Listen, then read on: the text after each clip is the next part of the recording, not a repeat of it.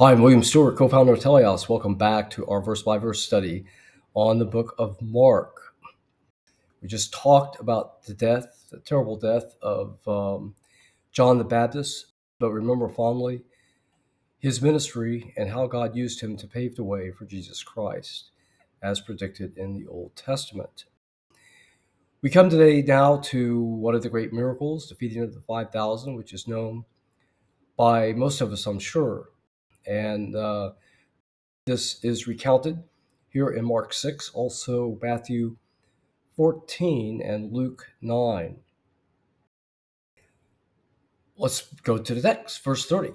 And the apostles gathered themselves unto Jesus and told him things, both what they had done and what they had taught. So again, we see the disciples are active in ministry, and again, this is a change. And as Christ is winding down his ministry, we're probably in his last year here, in his last tour around Galilee, and going then also to the Gentile areas. And he said to them, come yourselves apart to a desert place, otherwise an alone place, and rest a while, for there are many coming and going, and we've had no leisure so much as to eat. So again, Christ is thinking about rest, a good principle, as he did for himself as well in prayer. And he departed to a desert place by ship privately. And the people saw them departing, and many knew him and ran afoot after all the cities went out to them and came together unto him. And Jesus, when he came out, saw much people, so they had managed to follow him, and was moved with compassion towards them. And so they're like sheep not having a shepherd. Again, this is an Old Testament theme in regards to the coming Messiah, especially in Ezekiel 34. Maybe Psalm 23, that might be controversial. And he began to teach them. We're not sure where this is specifically. It's near Bethsaida, as determined or indicated by Matthew, but it's in a quiet place, probably somewhere along the northeastern shore of the Sea of Galilee. So remember, the Sea of Galilee is in northern part of what would be the current state of Israel. It was a Jewish area, but had Gentiles as well. So in verse 35, when the day was far spent, the disciples came to him and said, this is a quiet place, but the day is basically spent, and we're, really we're coming here, I think, to be quiet, to get something to eat, and that's not possible because Christ had spent the whole day teaching. And send them away, otherwise the people, that they might go into the country round about and go into the villages, otherwise the people to get something to eat and buy themselves bread. And Christ answered, give ye them to eat. And they said, shall we go and buy 200 pennyworth of bread and give them to eat? And Christ says, how many loaves do you have? And they said, well, we have 5 loaves and 2 fishes.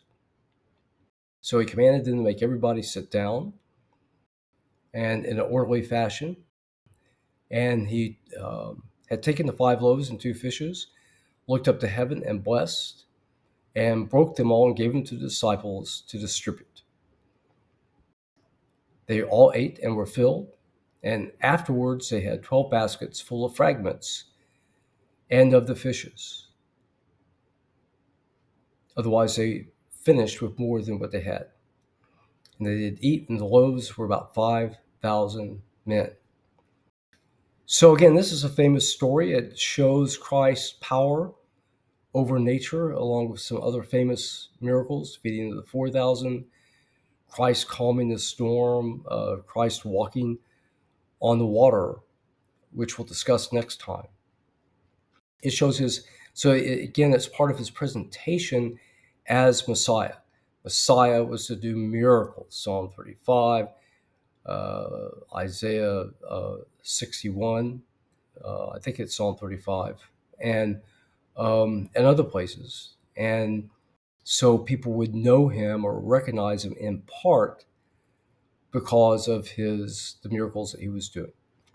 As it says in 1 Corinthians 1 at the end of the chapter, that's what the Jews wanted to see.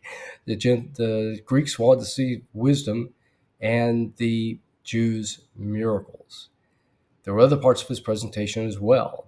His resisting temptation, his baptism, his lineage from David, his teaching wisdom, um, being born in Bethlehem, coming out of Egypt, all fulfilling so much prophecy.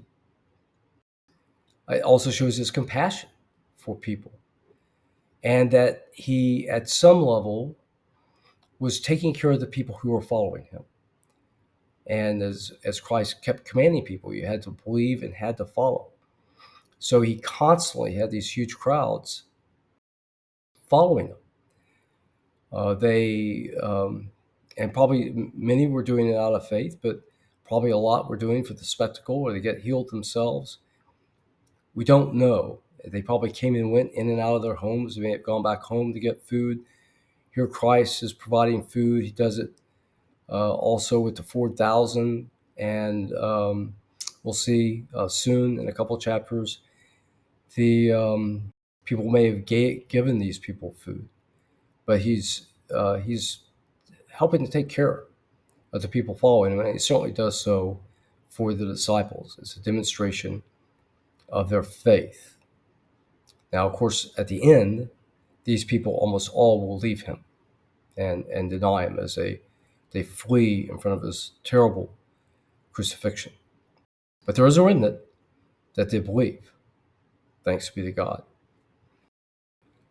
Okay, so what have we seen here today? We've seen the feeding of the 5,000, a miracle over nature, part of Christ's presentation as Messiah, his compassion for the people, not just to feed them, but also to care for those who are following him. So we'll move on to the other great miracle here close by, the walking on the water, next time. Hope you are enjoying these videos over the great Gospel of Mark. I'll see you on the next one.